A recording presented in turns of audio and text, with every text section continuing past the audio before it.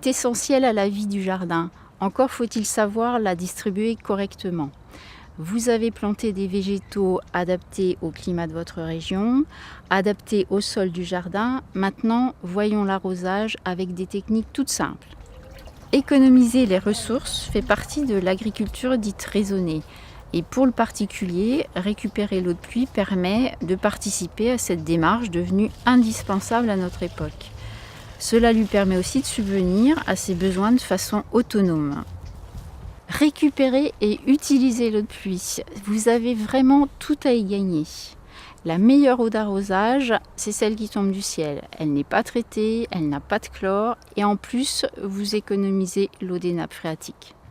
Les différents moyens pour la récupérer vont des contenants posés sous des gouttières en passant par les récupérateurs de 100 à 500 litres, proposés aujourd'hui un peu partout dans les commerces, pour terminer avec des installations de citernes de 1000 à 9000 litres installées, elles, par des professionnels du jardin. Réduire sa consommation d'eau potable qui coûte de plus en plus cher, c'est facile. Étudiez les besoins en eau de votre jardin, adoptez la solution la meilleure et puis surtout réfléchissez à l'amortissement de votre installation. La récupération d'eau peut être aussi un élément plus original et donner du caractère à votre jardin. Bassines en zinc, vieilles baignoires chinées en brocante, tonneaux.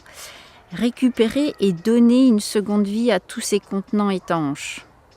Pour éviter la dégradation des bassines en zinc, posez au sol avant de les installer des morceaux de bois et pensez surtout à les vider et les rentrer à l'abri à l'automne. À proximité des toits, des garages, de la maison, des cabanons, toutes les gouttières peuvent permettre de récupérer de l'eau. N'oubliez pas l'installation d'un filtre comme un petit grillage pour arrêter les détritus éventuels lorsque cela est possible, ainsi qu'un couvercle pour éviter la noyade des petits animaux. Si l'aspect de votre bidon récupéré ne vous convient pas, les panneaux de bois, la brande de bruyère ou même la plantation d'un arbuste persistant sont les meilleurs moyens de le masquer. Si vous avez un robinet de service, pensez à régler la hauteur de l'installation pour pouvoir passer l'arrosoir sous ce robinet. Et puis, si votre arrosage est éloigné des réserves d'eau, prévoyez une pompe pour la cheminée.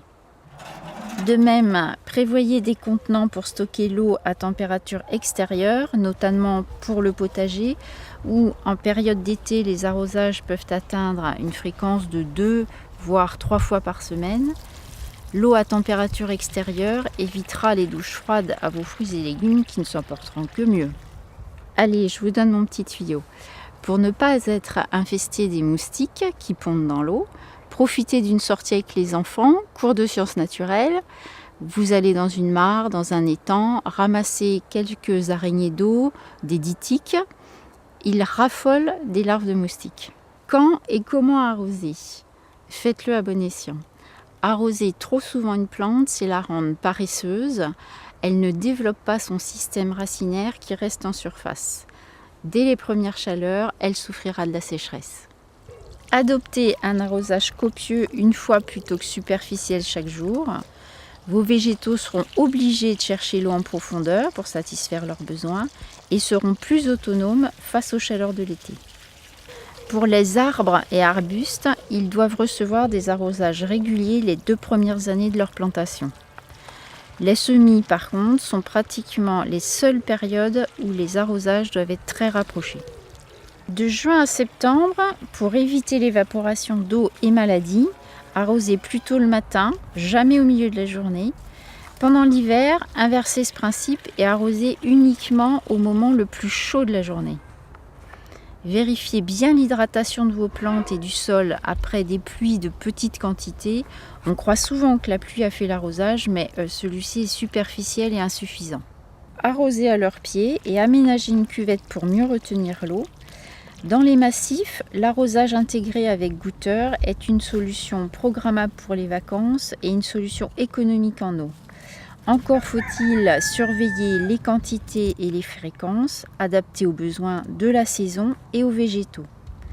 Vérifiez 2 à 3 fois par an l'installation et éventuellement faites tremper les goutteurs dans du vinaigre pour les déboucher. La plupart des plantes et arbustes tolèrent très mal l'arrosage sur les feuilles qui favorise les maladies comme le mildiou, l'oïdium, les taches noires. Douchées, les fleurs s'épanouissent très vite et s'abîment.